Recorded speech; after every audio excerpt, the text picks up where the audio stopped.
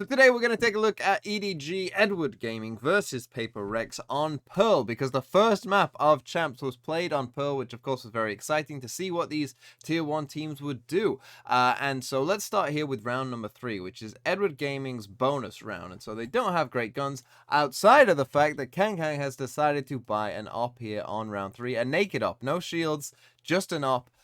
Pretty aggressive, pretty crazy, and obviously could have backfired potentially, because if he dies and they lose the round, he has no money for the next round either. But it's going to pay off in a big way. And this is quite a smart decision, I think, because, of course, you're not really expecting that he's going to buy an op for this round 3 for Paper Rex. And so, they think they're going up against worse guns.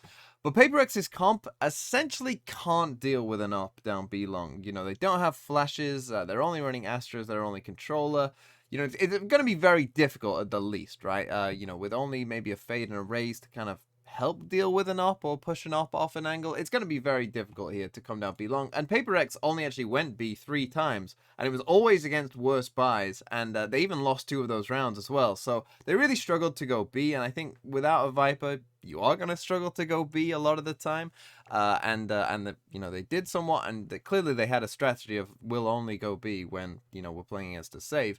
Even that didn't go great for them. And you'll see here that they do kind of get punished, even though Kangkang is actually going to miss the first shot. So he puts down his TP there, but this Prowler is going to miss him, right? They have kind of the right idea, but it just isn't long enough for them to actually miss him. But he actually misses the first shot, but it's still not enough. Forsaken maybe goes a bit too far here. He tries to just jump peek this, but look at where they're going to wall anyway. It feels like, there wasn't maybe much need if they were going to wall this off where they did. And so they do wall it off. They end up planting the spike and getting it down.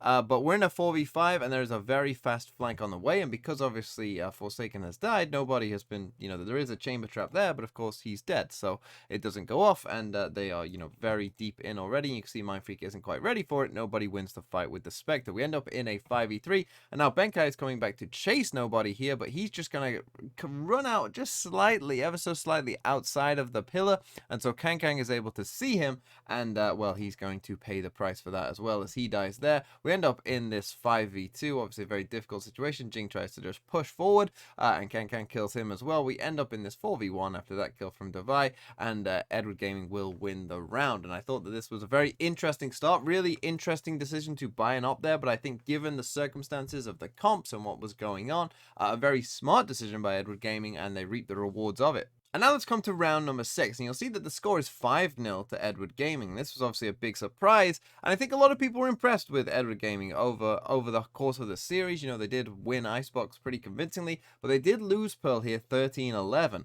and it was rounds like these that I think cost them, and had they just made just a few less mistakes, they could have easily won this game 2-0, and everyone would have been going crazy.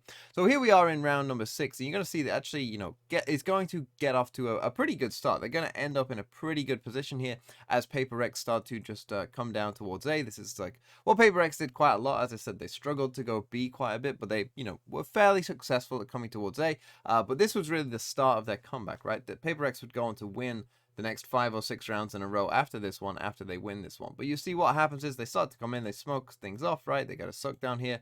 But then a really nice pop of the KO as they're coming in means that Jinggg runs in after he's trying to ult here. So a really good pop of the KO ult by Smoggy to, remove the raise ult. And QQ gets a free kill, but then he does die to Mindfreak on a trade. So we end in a 4v4, but they're able to win that fight. So we end up in a 4v3, and then basically the players of Paper X get stuck, right? They're kind of in a terrible spot. They get fade ulted as well. They can't hear, and there isn't an easy way out for them at this point. And well, they're gonna try, obviously they can see where they are from the fade trails as well. They're going to get a seize here, and obviously Kangkang can see that Devi is stuck in that corner there, and so Devi does a pretty smart thing, right? He's just gonna try and like bait out the shot and then have Mindfreak come across, but Kangkang hits an insane shot, right? And we're in a 4v2, and this should be 6-0 from here. But this is where I think EDG, in their other games against the teams that they had played previously, they win this round because they're just better than their opponents up to this point. But now they're playing against people that are actually as good, if not maybe slightly better than them. And in these situations, you know, you can't even afford to make a tiny mistake, because what's going to happen is Kangkang's going to go again, right? He still knows that Devi is there, and and initially he's like playing it a bit passive or whatnot, but essentially Paper Rex just do the exact same thing, where Devi just baits for him, and this time he's not going to be able to hit the crazy flick. Benkai gets a kill. All of a sudden it's a 3v2, all of a sudden it's very losable. They also have a res, right? So you can see that, yeah, it's not ideal at this point on, and you see Benkai gets the next kill, we get a trade there, and now they have a res, and now it's a 2v1, right? And so we went from like a very winnable, like should never lose situation, to all of a sudden, you know, you're probably going to lose a 2v1, right? So, and it's just these small, you know, tiny mistakes, right? Just one person goes a bit overeager and tries to make a bit more of a play than perhaps they should have, and all of a sudden you lose a round that you shouldn't have, and all of a sudden it's 5-5, right? From being 5-0, what should have been 6-0 up, it's 5-5, as we see eventually here, Haodong, as he's trying to spam the box. This does take a bit of a while, but eventually Devi is going to manage to finish it off here just there, and Paper X get the round, and they would go on a bit of a streak after this. Moving on to round number 12. Now, if you've watched any of my videos about Pearl and how I see the map of Pearl playing out, this little area here, this little corridor, I think I've referred to it as the corridor of death before, and I don't think I've even seen anyone try and run all the way down here as a team. I don't think I've seen anyone try it, because it is just suicidal if you ever did try that. But what a lot of teams do sometimes do is try and do this, right, where you sometimes smoke this off and you threaten to push here, right? This is a much shorter distance to have to cover, and it is much more viable in my opinion. If you are ever coming through this door, you probably want to be pushing this and not coming down here, because yeah, as I said, that's a corridor of death. But you have to do it somewhat with a certain amount of confidence and gusto as well, because you're going to see that if you just get stuck even for a second in this kind of area, you are doomed. And that happens to Paper X here in this round, round number 12, the last attacking round of the half. Because what happens is they are going to come towards mid, and they are going to go towards that area. They're going to destroy the chamber trap there as well. But then they're just going to pause for just a couple seconds, and that is going to really hurt them in this instance. So they fatal the other side of mid. That actually gets the KO ult out from Smoggy, and they destroy the trademark, and now they start to come in, right? But now they are a bit scared here. As you can see, they're just going to get stuck there for just a second, and they don't seem to know which way they really want to go at this point. And so Kangkang gets the first kill on Devi there. He gets a second one, it all starts falling apart. Haodong also manages to get Forsaken as well, and it's a pretty sticky situation at this point. Now they're waiting for the KO ult so that Jinggg can raise ult, but Kangkang hits another nice shot there, and Jinggg does get the trade though with the raise ult, but we're in a 3v1. 4v1 technically, with the KO isn't technically down yet, but essentially a 3v1, and they just got stuck. And obviously if you do get stuck in this area, the longer you sort of stay here not knowing what to do, obviously you have to worry about this, then you have to worry about this, and then as time passes you have to start worrying about this happening as well. So you see, it's just like a terrible spot to get stuck in. But what's going to happen here is, again, EDG, they'll be looking at this round, I think, in particular as one where they're in a 3v1, right? All you have to do is really not take these fights.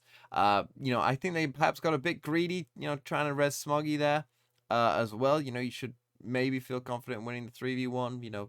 Mindfreak maybe is going to defend that body, but just don't take the fights, right? We saw some very good examples of this from Leviathan, where they just played smart and they won the round.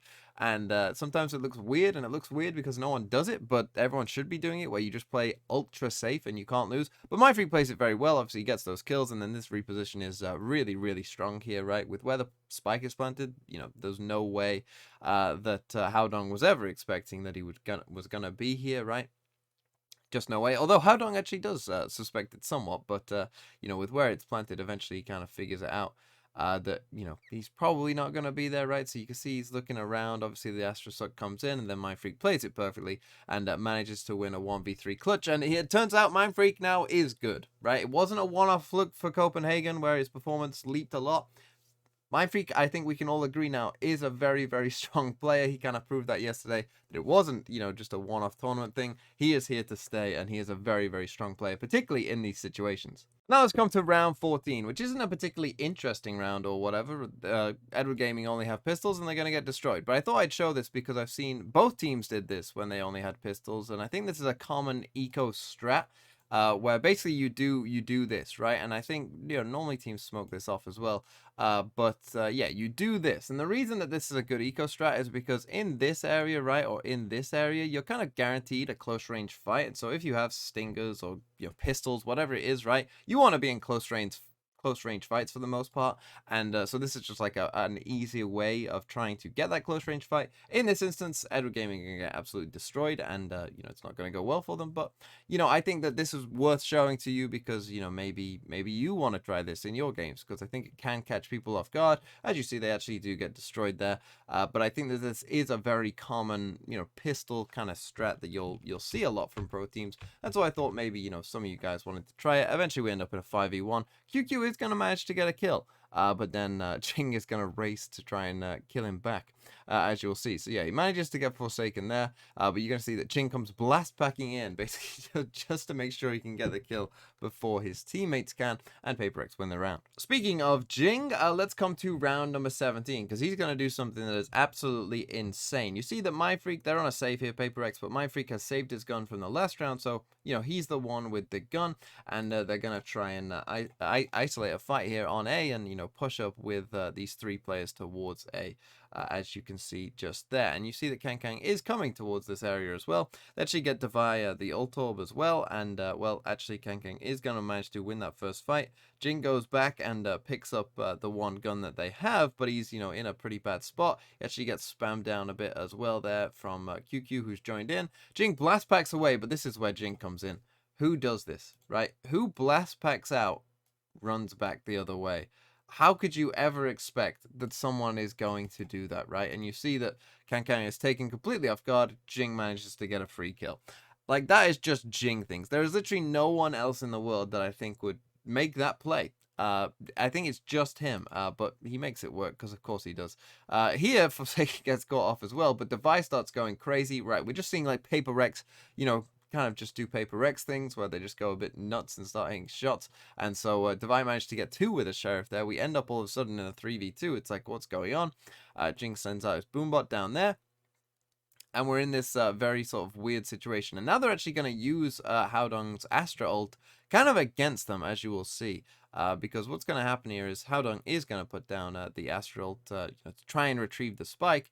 But you'll see that they managed to play this pretty well, do Paper Rex. And Jinggg is just going to use the little gap, just like on this side of the wall, to his advantage, as you'll see, because he's going to just swing around that corner, and then as the trade starts to come in, he just peeks behind it, and then Devi comes back the other side as well, and they manage to use that against EDG in a way, and a very well played round by Paper Rex. And just very quickly, because this was too cool to not show, let's come to round 18. So the very next round, after Jinggg just did that madman, run back to get the kill, now he's going to do something even crazier with his Raze ult. So he's sitting on top of the box just here, right? And EDG start to come down B. You can see him just here. Okay, he's on top of the box. He's going to blast pack, use his Raze ult, and look at where he is. And he's going to come down and unleash Fury on QQ there. And they're going to manage to win this round. It's not that interesting the rest of the round, really. They just kind of mop up. But a very cool and wild, interesting Raze ult that maybe you want to steal. And then finally, let's come to round number 24. And what's going to happen in this one is EDG, as you can kind of see, are going to make a play towards B there, but actually this is the last round, but you can see the Paper X's buy isn't great. Yesterday was a bit of a day for the Stinger, I would say. We saw a lot of Stinger kills, and I'm pretty sure there's another one in this round as well. But yeah, we saw a lot of Stinger play. Seems to be becoming a bit of a favorite of teams, but Forsaken, after losing the ult orb and where it was and whatnot, eventually finds it and gets his ult online. And we see early KO knife. I think that's a pretty good KO knife that comes in on this, that EDG were doing. Clears out this close area as well. So a nice KO knife you might want to learn if you're playing KO on this map as well. But eventually what's going to happen here is you see that Forsaken is actually ran around basically the whole length of the map and has come back here. They were doing this trap, which I thought was really, really interesting and kind of weird. But Paper Rex do kind of, what Paper Rex do, right? They come up close, they play aggressive, they smoke this off, And you see they've just got, I'm pretty sure that is the 2 stingers here just waiting for them in this area. And you see they managed to get those kills, get those guns back. Benkai manages to pick up a rifle. He throws down the Fade Horn. He misses his C's, but he's able to retreat as well. So we end up in a 4v3. Great situation here for Paper Rex. And now what EDG are going to do is they are going to group up and eventually head back towards the B site.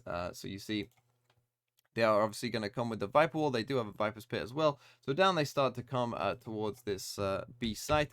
And they are going to pop the Viper's Pit. The problem is here, they feel like they don't have enough control.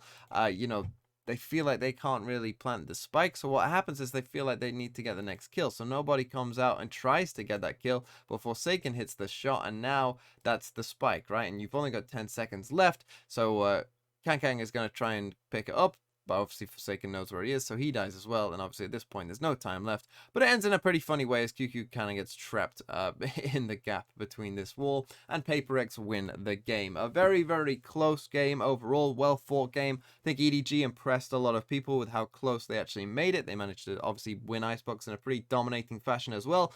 And Pearl, I thought, was an interesting kind of map for how it played out and the different kind of things that were going on. And yeah, I hope a lot of the games are like this one because it was a lot of fun to watch.